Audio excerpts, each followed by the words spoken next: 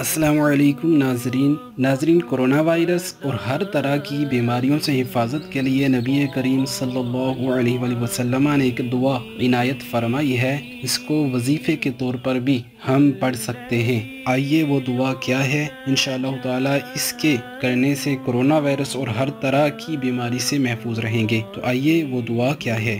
اللہم عافنی فی بدنی، اللہم عافنی فی سمعی، اللہم عافنی فی بصری، لا الہ الا انت۔